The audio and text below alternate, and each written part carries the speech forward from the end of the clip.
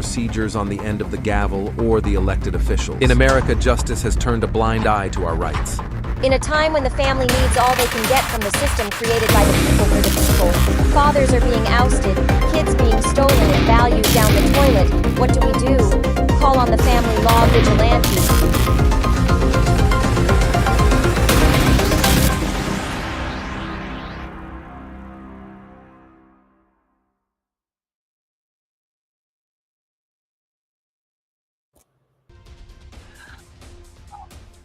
Are we live? Are we ready? Awesome. Listen, that intro was great. Darren, thank you so much for that. That was incredible.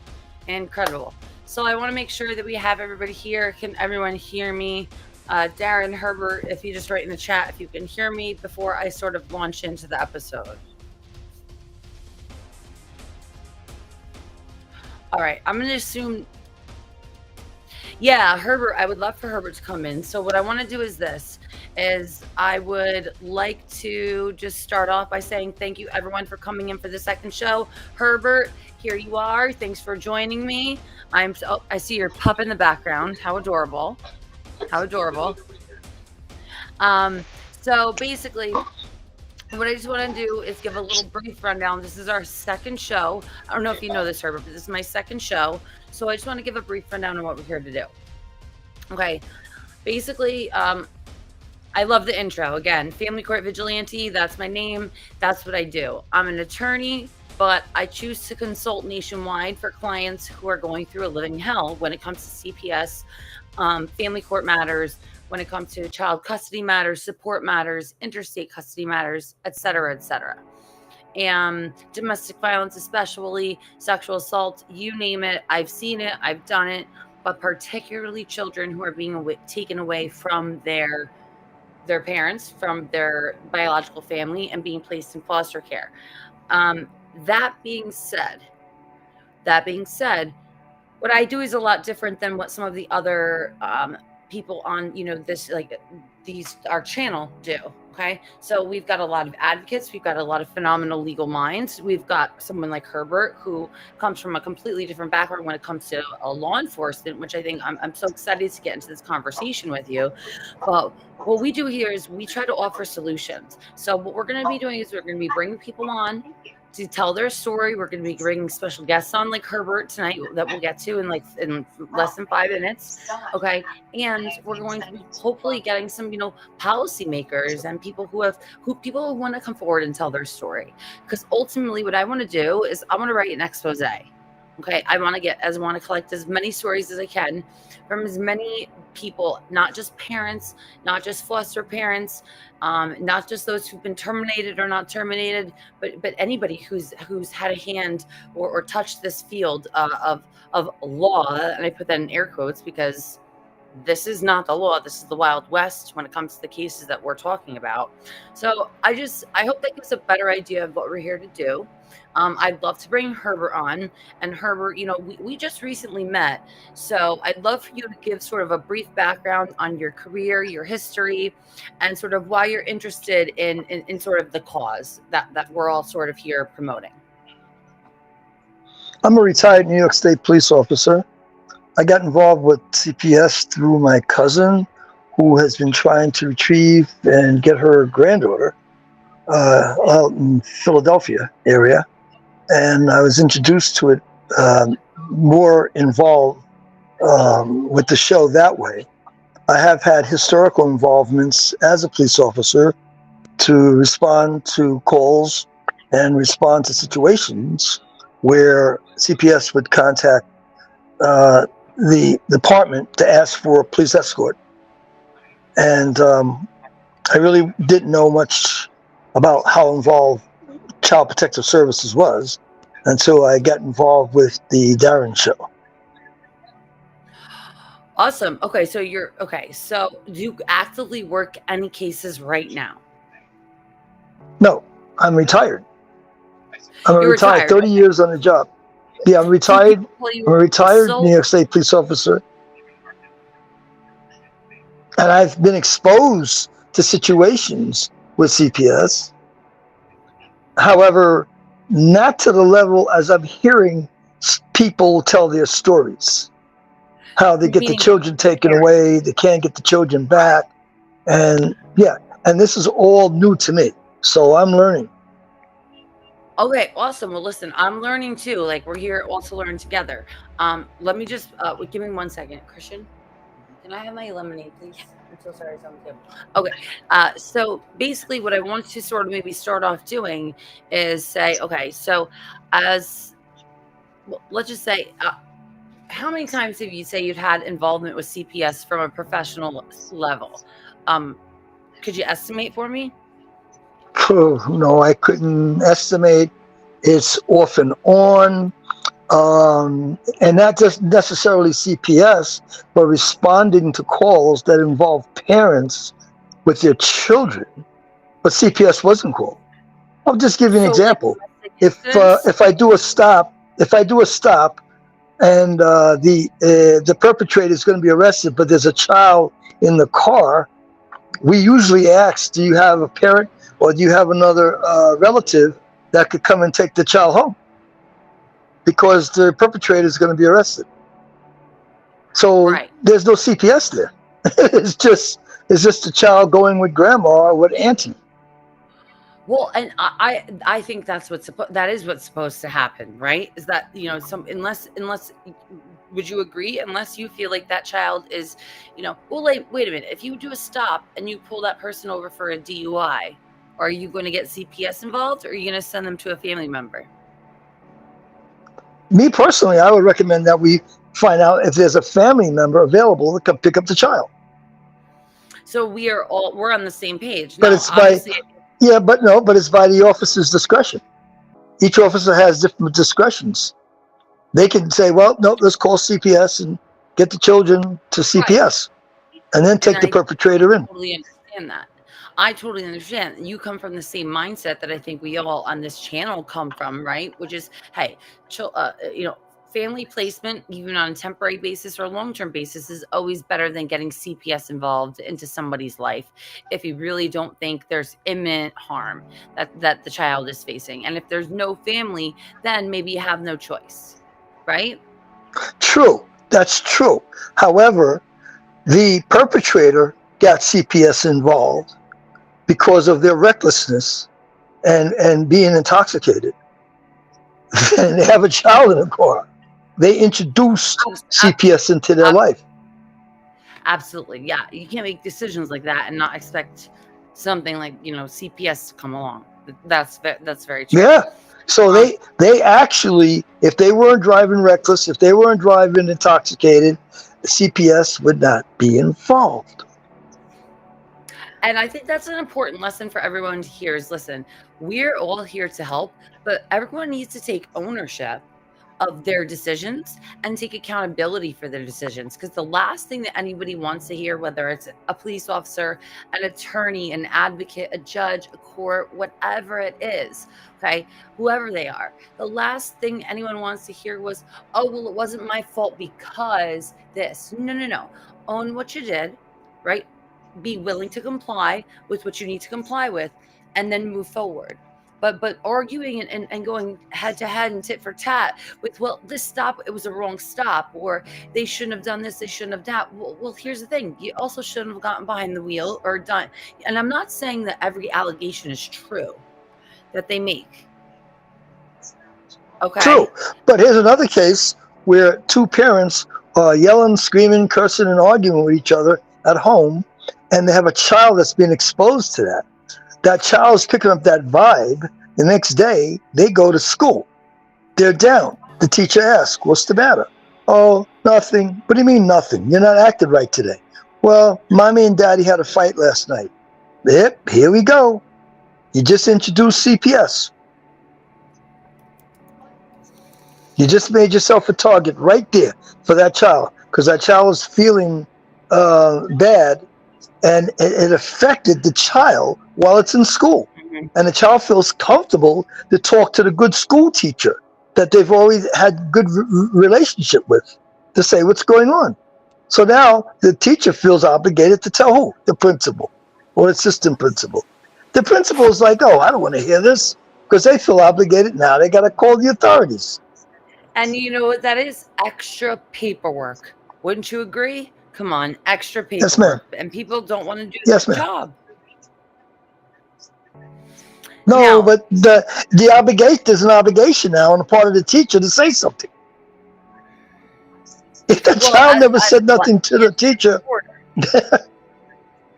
but and you know, actually, maybe you can educate me. Is a teacher a mandated reporter? My understanding is they are mandated reporters. yeah, teacher, the principal, the school nurse, they're Counselors. all obligated to say something.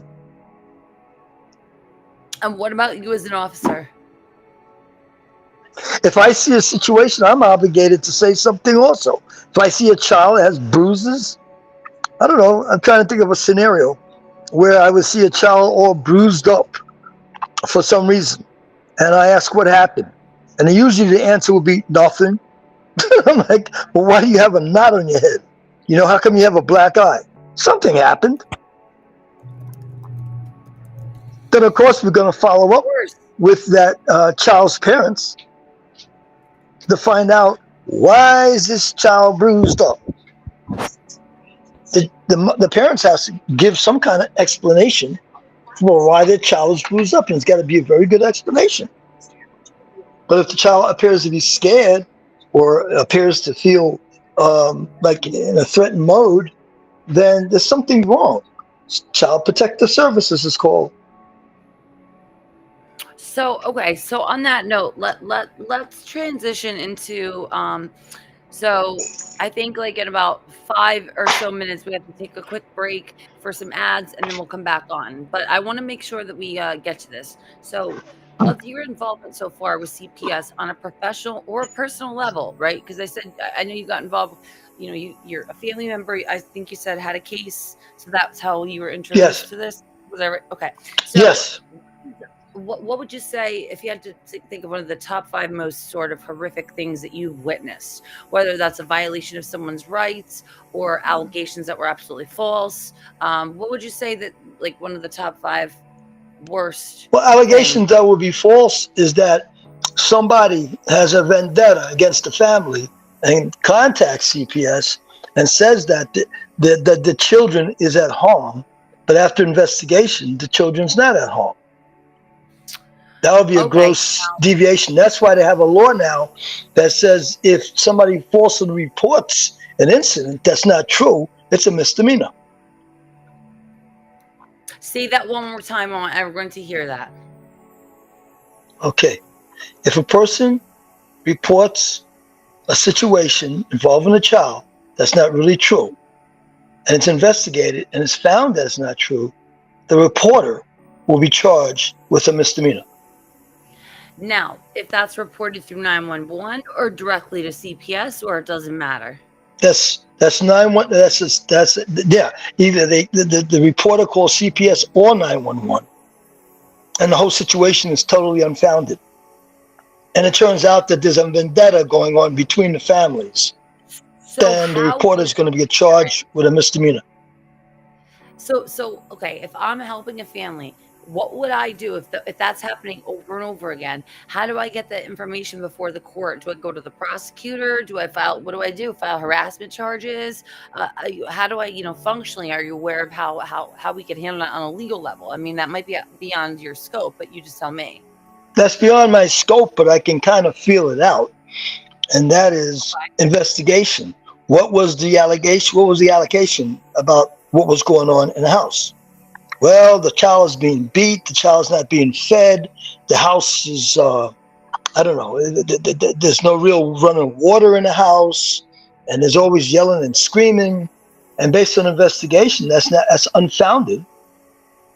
Then further investigation shows that the neighbor, whoever is reporting that another family member has issues with that family, then that's falsely reporting an incident. Falsely reporting. Got it. Okay, I've got a lot of cases actually that I can use that for, and I will tap you in on that because you are a wealth of knowledge in that regard. I heard of a case last night on a show where the guy was accused of sexual abuse to his daughter, And the daughter claimed that because the father wouldn't let her go out and hang out with a boyfriend. So she claims Wow. that her father abused her.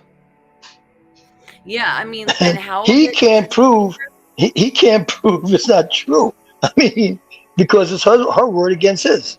His is going to hold up. I mean, her word is going to hold up. Right, right. Age always under 18 years old. Anything under 18. What do you mean about that? Anything under 18 what? Yeah, 18 meaning that once a child's 18 years old, they're an adult. Oh yeah, That puts it in of all. course. Yeah, yeah. No, of So the course. child could be 15, 16, 17 years old, and they're supposed to, their guardian is their parents. Oh, of course. But people rebel at that age, regardless of whether they're an adult or not. 16, 17, that's when people rebel. They get upset. Oh, you won't let me hang out with this person, that person. So I'm going to claim abuse. I'm going to claim this. I'm going to claim that. And I've seen it happen a lot. And I've seen, courts not understand that, hey, this is not a child who's being abused. This is a teenager who's not getting their way. Are they going to extreme lengths to get their way? Absolutely. But it doesn't mean it's happening. That's not to Right. say that's not to say also that this doesn't occur. I want to go on record and be very clear. I'm not saying that there aren't teenagers who are being abused or sexually assaulted. That is not the case at all. That is not what I'm saying. But I'm just saying that there needs to be an evaluation, I think, based on the totality of the circumstances, the age of the child, the demeanor of the child, whatever it is. Okay. The history of the child, of whether they're lying, telling the truth about small things, big things, whatever it is, in order to really, give a full-on assessment. And that takes time, judicial resources, legal resources, a bunch of stuff. But I think that's the best way we can serve, children. Well, that That also has to do with the family dynamics. If the family's intact exactly. and everything is working well, for example, that same scenario, obviously there's more to the story why that child would turn in their parent like that. So there's more to the story. So Right. so if the child was intact in a healthy family setting, the child wouldn't do that. They would understand, no, I cannot hang out with Richard after certain hours, and the child would adhere to that. It gets into boundaries too, right? Setting boundaries for your kids and having your kids respect those boundaries and how you raise your kids. And listen, I don't have children of my own, so I'm not here to preach on how to raise your children. I'm here to say, listen, look at the totality of your own circumstance, the family dynamics in your own family. Look in the mirror, right? Identify and own what flaws you might have, how you could have done better as a parent, and then be honest with whoever you're working with your advocate, with your attorney, whatever it is. Be honest and be willing to comply, and we're able to, that's how we're able to help you. I mean, I agree. that's what that's a, go ahead. I agree. But I'm saying that parents need to learn the playbook of CPS to understand what you can and cannot do. How far can you take things? Because That's it's true. unfortunate, but they don't have classes on that. They don't. And you know what? I want to get into that, but I realize we have to take a break right now for like 2 minutes, right? We're at the 20-minute mark, so we're going to need to take a break. I think Darren behind the scenes is going to lead us into that break. But yeah, Darren, are we ready for that? Just message me in the chat. And if anyone's got comments. And they are stealing children by the thousands for Title IV funding, no other reason. Well, the incentivizing of adoption by American Safe Family Act from the Clintons that gives caseworkers bonuses for stealing kids and adopting them. They tear apart families by removing fathers and weakening the family structure. Sure, there are groups out there helping families, but we question the purpose and are realizing that so many are taking advantage of the victims of this CPS machine. They pretend they are something. They are not just to get popularity, to monetize for profit, and do this leading others down a rabbit hole of false information. This is dangerous and unacceptable. Here comes the CPS punisher and CPS victims hunting justice with the purpose to protect the victims so they can no longer be taken advantage of by a government or a mob. Creators that are trying to make money from you, be aware. The CPS punisher and Melissa will be here to protect you, and defraud all these people taking advantage. Watch CPS Victims Hunting Justice on YouTube, Twitch, and Facebook. We are coming for all those foreign and domestic. We are ready to hunt those ruining so many lives and end this pain. Then ask the Lord for forgiveness. If you are one, be afraid. Be very afraid.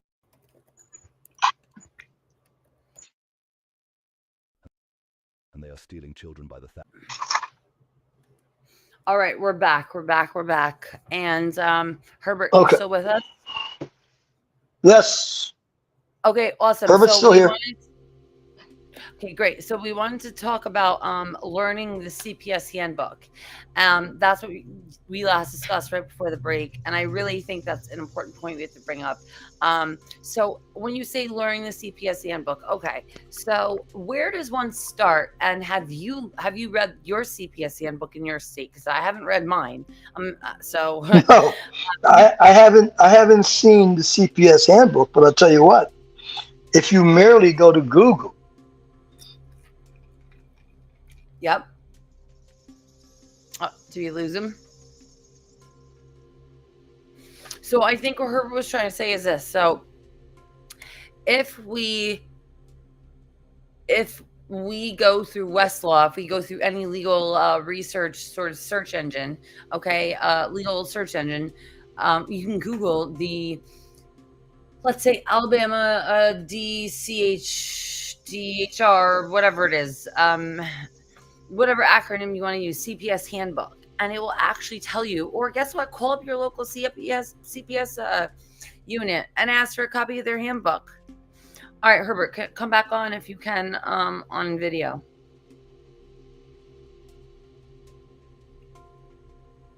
But yeah, listen, call up your local CPS unit. I want a copy of your handbook. Go online, do a quick Google search. You can probably find it there, just like Herbert said. I think that's great advice. It's something. It's a cheap and easy way, and also virtual. Okay, perfect. So Darren is going to put into the chat a link for. It's a virtual library. Yeah, Darren, if you could put that in the chat and you could explain what that is, that'd be great, because I think that's going to be a huge resource for everybody. And then I'll also put that in the notes. Darren, just bring her in so we can keep talking about the handbook, if you don't mind. And by the way, thanks, Darren, for like putting this on for me. Awesome. All right, Herbert. Okay. All right, I'm back. So right, what I was saying is, I just did a mere search on Google, how to avoid becoming a victim of CPS, and they gave me over 10 different points that I'm trying to bring up on my other phone. Can't do that. How to avoid, I'm typing this out in my notes. How to avoid becoming a victim of CPS. Of CPS. Try to Google that and see what you get. All right, let's just do that right now. 1 second. See, I'm on the phone and I can't. Yeah. That's okay. Don't worry about it. Don't worry about it. Hold on. Can you still see me? Because hold on, now my thing is. Yeah, I can see you. Yeah, I can see you perfectly. So perfect. So Google. Here we go. Now we're gonna go. What is it? There we go. How to avoid. Okay. CPS. Enter.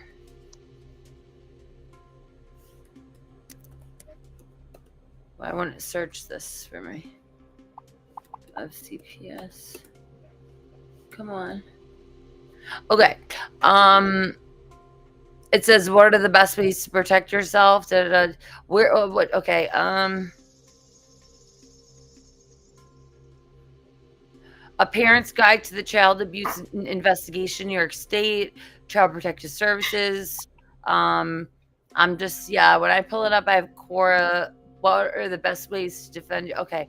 Oh, don't make scenes in public. Is that what you're talking about? All this? Yes. Look along that line. Don't make scenes in public. What else you see? Be careful about who you allow into your home. Okay, so wait. What are the best? Okay, let me just read what I'm seeing for everybody, and then we're gonna put this link into the chat. Darren, I'm gonna put it into the private chat. Joanna, I don't actually agree with the statement your guest made. Children nowadays, especially teenagers, are well aware of the fact that parents say anything or do anything, they can get in trouble. Okay, Joanne, and we respect your opinion, and we'll get to that in 1 minute. I just want to don't want to lose track of, but I do appreciate you coming on and participating. Okay, not every teenager though, I don't think is well aware of that. Again, there are teenagers who have certain cognitive delays that are not aware of the things that they say and the repercussions they have. But I do agree with you. Teenagers should be well aware.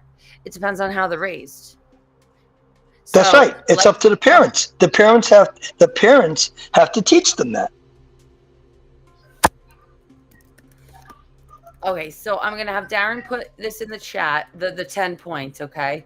And then I'm gonna read them off as we go through them because I think this is great. So the title of this is "What are the best ways to protect yourself from being reported to Child Protective Services?" Now, by no means are we saying that this is the end all be all, that this is like the way that this is gonna get you out of anything, or that if you don't do any of these things, you're never gonna have CPS in your life. This is valuable, okay? So, someone said it can be very hard. Here are some pointers. Don't make scenes in public. That's one. Be careful about who you allow into your home. Be careful about what you share with others about your life and about your kids. I think that's a great point right there. A phenomenal point. Okay. The next one, make sure that your kids go to school in clean clothes and clean teeth and combed hair free of noticeable body odor. Okay, yes, understood. But listen, parenting is parenting, and sometimes your kids aren't going to have their hair brushed and they're going to wear, clothes have some stains on them. I don't think that's indicative of abuse or neglect, but in totality with all these other things, yeah, I do think it's important to keep that in mind. No, but I think that excessive. Like if a child comes to school every day, excessively, repeatedly, looking the same way, then there's an issue. Yes. Yes. And listen, like my mother, she teaches autistic children, and she also teaches, she used to teach for a long time, behaviorally disturbed special needs children. Okay. So she's seen this over and over again. I grew up hearing these stories over and over again. Now, so there's a difference between, 1 or 2 days here or there versus every single day needing, lunch, being hungry, needing a shower. So I hear exactly what you're saying. The next one, we've got make sure your kids complete their homework and hand it in on time. Again, I think that's on the parents. Yeah, make sure your kids are doing well in school, because you know what? We hear a lot of people talk about how schooling or lack of homework, which can be bullshit, to be frank. Sometimes it can be absolute bullshit. Okay. Oh, the kid is tardy to school, or the kid has a lot of absences. Well, maybe they don't know the whole story. Maybe the child actually has, doctor's appointments and they've got doctor's notes for it, whatever it is. But yes, school is very important because, again, totality of the circumstances. It needs to be a repetitive. If it's not a repetitive thing where your child is missing school or missing homework, then you're okay. The next thing we've got is don't allow them to be tardy or truant. Okay, we already covered that. Encourage them not to overshare. Explain to them that whatever they tell people becomes public news and bad guys can find out about it. I like that. What do you think about that point, Herbert? Yes, 100%. Yep, I agree. And there's something that we're going to talk about the next show, where it's a card that you can actually give your children, that if they're approached by somebody, okay, at school, through CPS, law enforcement, whatever it is, it's like a little like children's rights card. I have the right to remain silent. Like, I do not want to speak to anybody without my parent present. My parent's phone number is this. Their address is this. Okay. Something that something, and maybe we can collaborate that on that, Herbert, on what it should say. Yes. If children are approached in school. So let's table that for next time, because I think all this is really important to talk about now, and then we can talk about that next time, because I think what we're doing is we're moving the ball forward and we're trying to find solutions, and I think that's what everyone's looking for. All right, so if everyone doesn't mind, we're going to go through this list. We're going to finish through this list, and then I'm going to let Herbert say his last words, and then I think we're going to wrap it up after that. I want to make sure that we, because we're going to be on 5 nights a week, so I don't want to burn ourselves out. I want to make sure we do it in bite-sized pieces. So are we all good with that, Herbert? Yes. When are you going to be on again next week? When will you be on again next week? So Monday through Friday. Oh, No, I'm oh, on oh. this week every night, 5 nights a week. So Monday through Friday, just like Darren's show, but Darren is later. So I'm 6 p.m. Eastern to 7 p.m. Eastern. Or 6 p.m. to 6:45, whatever it is. I'm trying to go 30 to 45 minutes, but that's every night, Monday through Friday. So any night that you want to be here and you can come on, we'd love to have you on, and continue this conversation. But I do definitely, and Darren, if you could put that in the chat of when I'm on, and we'll post all about that on TikTok. But again, it's every night, Monday through Friday, 6 p.m. Eastern, and we'll put the link in my TikTok, and you've got my email up on the screen, and yeah, we'll have a bunch of different guests on. So I want to go through this list. Let's finish through this because this is a great list, Herbert. I'm glad that we went down this, sort of little Google hole here. I looked this up. I reached out and I looked this up and I found that and I said, gee, there is a playlist. Exactly. I found this and I said, this is something. Exactly. Okay. Then Now, once a person is in the system, there's nothing I could do. I don't know the system ins and outs, what the attorneys do, and the fighting, and the writ of mandamus, and everything else that goes on. Right. Okay, but I do know that it all seems to stem from something brought attention. Something brought attention. Yeah, something brought attention to the situation, and that's how CPS got involved.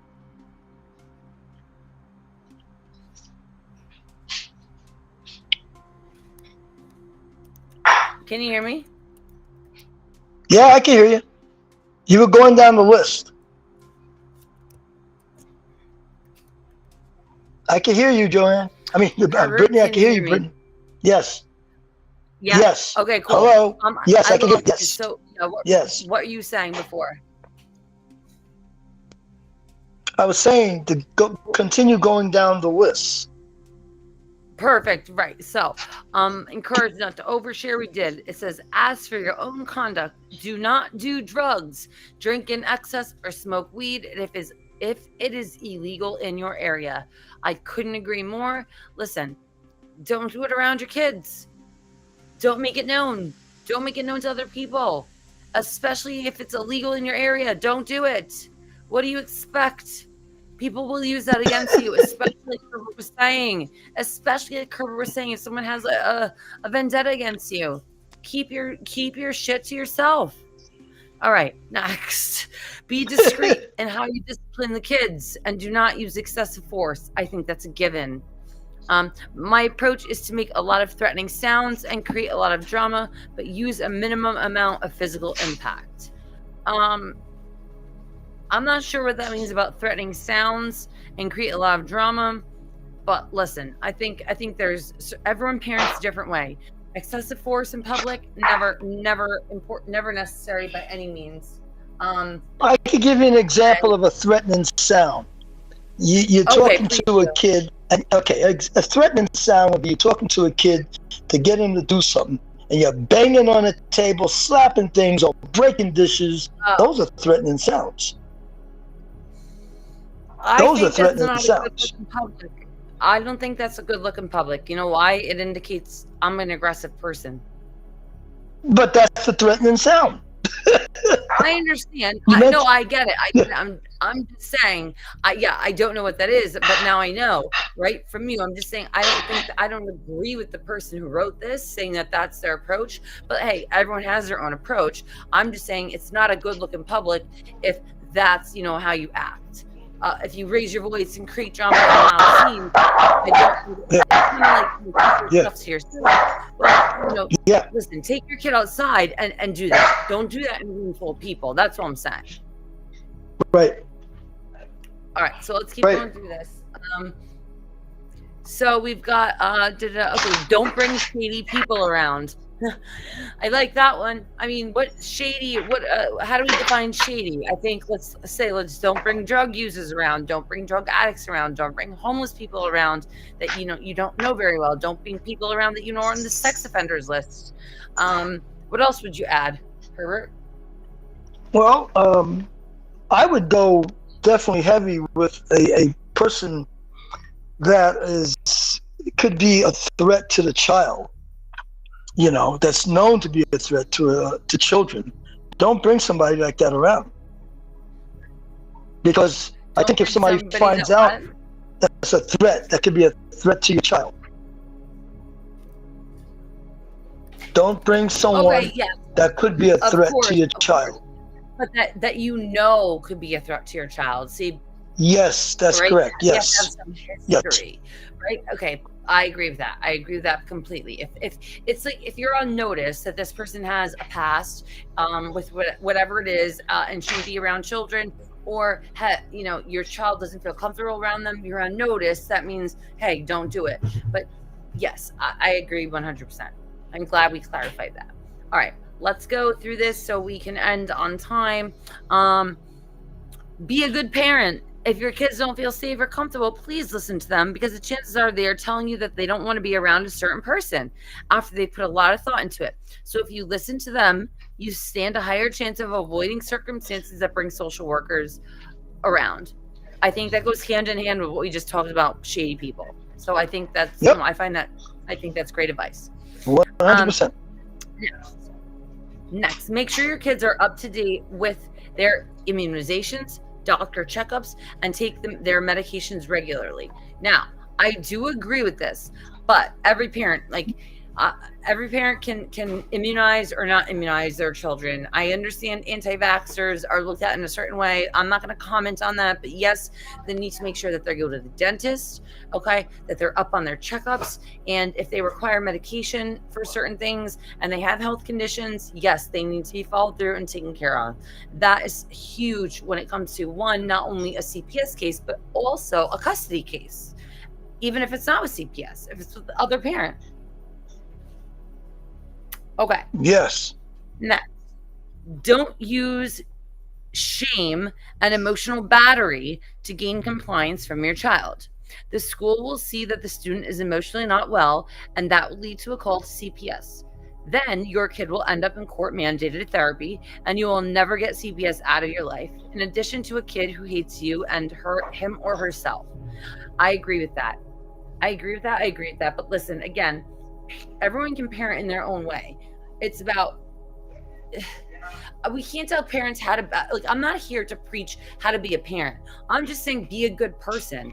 Think about how would you like your parent to treat you? And if you're looking to keep CPS out of your life, this is great advice. Be the best parent you can be. All right. If you need recommendations on books on gentle parenting and how to sort of handle this stuff, reach out, because we got plenty of them. And also tune into the shows, because we parents can talk about that, as what they did prior to CPS getting into their life, and that will help everyone learn what they should and should not do. That's how I see it. Yes. All right, we got our last point. Try to avoid using foul language. Keep conversation respectful. Make sure that all inbound media is about socially acceptable topics, and that themes of drugs, sex, and violence are not entering into your kids' conversational repertoires. I agree with that. Yes. I think at a certain age, you're not going to be able to stop it, because they're in school. But hey, you know what? As long as at home, if you say, like at our house, we don't use this language or da-da-da. I mean, listen, monitor your kids' cell phones. Kids are getting cell phones earlier and earlier these days. Monitor their phones, see what they're doing. Listen, I'm on TikTok. I make sure that everything is 18 or older, because there's a lot of kids on there that I don't that this is not for them to hear. So monitor your kids' phones, monitor their conversations. If you hear something you don't like what your kids are saying, if they're saying at home, they're sure as heck saying outside the house, and you don't know who they're going to say it to at the end of the day. The wrong person's sure shit, you got CPS involved in your life forever. So I agree with that. Yes. Now, one thing, I know that was the last point, but Joanne had a question. I'd like to hear what Joanne's question was. Joanne? Yeah. See Joanne up to the side? She had a question. Yeah. So she said, I don't actually agree with the statement your guest made. Children nowadays, especially teenagers, are well aware of the fact that if parents say anything or do anything, that they can get in trouble. Now, Okay. what's your response to that, Herbert? To address to Joanne, a lot of children are not aware. For the most part, Joanne, you're correct, but in many cases they're not. And what's the word that they use? Loose lips sink ships. In other words, sometimes kids are like, "Hey, I know something my parents said. Hey, I don't tell nobody. It's a secret between you and I. But don't I'm tell you what my mom said. But don't tell nobody." It could be with another kid. It could be to another exactly. kid. It is with another kid. It is. It could be to another kid. What they call. Yep. Yes, it's with their best friend. And they're saying to their best friend, another kid, this is what my mom and dad said, but don't tell nobody. Well, that kid's going to definitely tell people. So, Joanne, I understand your point. I hear you. Especially when they get into a fight. Yep. But Joanne, my thing is, I can't help the people that are involved with CPS. I am trying to help people stay away from CPS, not become a victim of CPS. My mission is to help parents understand how to avoid being a CPS candidate. Once you're in that CPS system, I can't help you. I can't help you. You have to go to everybody else. You have to go to Legal Beagle people and everybody else. I'm just trying to say, hey, there are things you could do to avoid CPS. Leaving a child in a car with the door locked and it's 100-degree temperature, 95-degree temperature, because you're going to run into the drugstore and run out, that is inviting CPS. Beyond. So listen, and then when you come out and somebody listen to this, here's a typical call. Somebody broke your windshield or broke your window to free the kid from the car who's very hot inside. They're gonna call the police. The police are gonna arrive. Police will probably call CPS because they feel that your actions was inappropriate, even though you felt you were in there for 2 minutes. Now, how about you were in there for 10 to 15 minutes, and the kid's in a hot car? There's no excuse either way. No excuse. But Herbert, listen, I want to say thank you for coming on. I think this is a great place to close the show for tonight. If you're able to come back tomorrow, I want to talk about the little, what I'm calling the kid Miranda card, the reverse Miranda. I have the right to remain silent. If you can come back on tomorrow, great. If not, we can talk offline. And then we can work on getting you back on, because I think this conversation is rolling very nicely. And people are rewatching it after it goes live. And again, this is only the second show, so I think we can really lay the groundwork here and make sure we put it up on I don't know if you have a TikTok, but we can connect on that, and we can make sure it's sort of to cross-reference. But whenever you want to come back on, I'd love to talk to you about the next steps on how we can pre-educate people and pre-educate children. Sure, but I want your listeners to know, once they're part of the system, I can't help them with that. That's not my forte. My forte is to help them to avoid being part of it. Yes. Exactly. That's where we come in. So I think step one is, let's talk about pre-education. But if you're in the system, and we're going to alternate, right? We're going to bring in people who are in the system, and that's sort of our forte. But I do think it's, if you're available, it's great to start with this, because we can constantly keep just putting it out there. And then if people are in the system, hey, then that's where we step in. And keep that list available. Yeah, keep your list available that you have also. Keep your list of how to avoid CPS available. Keep your list of how to avoid CPS available. Absolutely. The one we just, absolutely. No, I'm going to make one up, and we're going to figure out a way to distribute it.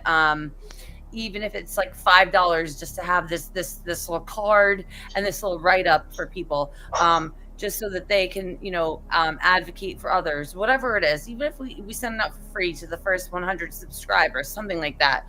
I just want people to get a copy of it, see that it's valuable, spread the word, and have them realize, oh, this is something. But I want to get this in hospitals at the end of the day. I want to get this, to the NICU, to the birthing, the doulas, and all of that. Lactation classes. Well, here you go. Here's how to avoid CPS in your life. But that's a whole other story. And we can talk about that for days. So, okay. Thank you for coming on. Any final words? Yeah, my final word is don't let CPS into your home or the police into your home unless they have a warrant. There you go. I love that. I think that's a perfect way to end the show. My final words are this. Thank you all for watching. Continue to share your story. My email, crawfordlegalconsulting@gmail.com. I want to thank you for breaking the We are going to close out. mold and coming to our site. This is where we start the process of taking back our children. They are our children, given to us by a choice made between two people in love and proof of a miracle. A child made from two people, a woman selfishly giving her body up for 9 months to grow and nurture human life and then to bear excruciating pains to bring that baby to our world. A father, the protector, is a strong individual whose job is to at all costs protect the children from evil and harm. The rules and purpose were established in the Bible. It was a miracle, and we are just letting these demons come to our sanctuaries, criticize our lives, insult our roles as parents, and take our kids, never faltering. Yes, we kick and yell, but at the end, the kids are still gone and life of emptiness begins. That sounds so un-American, but more so ungodly. He is pissed those kids are for our entrance to heaven and we are giving them away. Not anymore. It's time to square the devil in the face and take back what rightfully belongs to us, something that only our Maker can do, and won't if you show your faith. CPS is stealing children around the world for profits, and your government is with them. The system is rigged. You can be perfect in every way. We all were in our children's eyes. It won't matter. These are economically inside kidnappings. You need to understand that. True, there are times when intervention is necessary, but that is not who they target. So stop putting yourself down or someone you know who lost a child to CPS. Stand up or stand them up and fight. Fight like a bear would if the cub is trying to be harmed. Learn from the simplicity of animals, which we are far more advanced and way more backward. The children are the future, not a number on a budget report, not an estimated worth. They are our flesh and blood and made from a miracle. Now that you know what's going on, stand with us and fight so no other children will be used as slaves to the system that we are supposed to control. Shame on us. Time to make it right in your home in God's eyes. Be prepared to hear what CPS is, and after listening, please be ready to act, for we need everyone for this one. This is a problem that affects every person in the world because the protection of our children and the sanctity of family is a universal human right. It is time to take a stand and demand that CPS be held accountable for their actions. The corruption has run rancid, and our children, the future of the human race, are being depleted by trafficking and family ancestry being erased. Not to mention the broken hearts and river of tears left behind in the wake of family annihilation. Why? For what? Money. Money for the soul of a child, and this is determined by a person inexperienced in more ways than one, yet our system allows them to play God. What have we become as a society, when the cries of children fill pockets with riches and breaks hearts of family and we the people do nothing? How do we turn our backs on an issue as disgusting as this? No person should sleep comfortably knowing this is happening. Children crying for their families while CPS employees celebrate their cash bonuses high-fiving in the halls of justice. Think this is a lie? Look at Social Security Act Title IV and Safe Families Act. They promote the caseworkers to quickly steal these children from loving families in record times. And what did these families do so wrong? Most of them nothing. Have you ever noticed the children that die have been called upon as many as 30 times? That's because there is no money in children who have already been spoiled by true abuse or born to true drug addicts. No one pays top dollar for that. The money is in the perfect blonde-haired, blue-eyed good family and upbringing. Yes, instant family. Just add kid for whatever price they ask. No one is out of reach from these demons, and they must be held accountable for their crimes against innocent families. How are judges so freely letting children be erased from the heritage they are entitled to? They inflict on the family the same level of punishment given to a murderer or person society has to eliminate, as they are so wretched existence is no longer favorable. Termination of parental rights is the equivalent to the death penalty in more than one way. Think about that for just a moment. Do you know someone who has lost their children, and if so, is the death penalty a worthy and just punishment? That is on the adults. Why do the children then get punished as well? This system is itself cruel and unusual punishment. This is America. We don't treat living people in such heartless ways. For all this to happen, it's corruption from the ground to the White House. That is the truth. Together, we can raise awareness about the injustices done by CPS and fight for the rights of our children. There are so many of us affected by CPS corruption, yet we isolate ourselves in shame. Not anymore. AbolishCPS.com has been created to show with force what has happened to us is wrong, and we are not remaining silent. We are the parents of those children you have wrongfully taken. We stand to abolish CPS. Please stop the real abuse. AbolishCPS.com.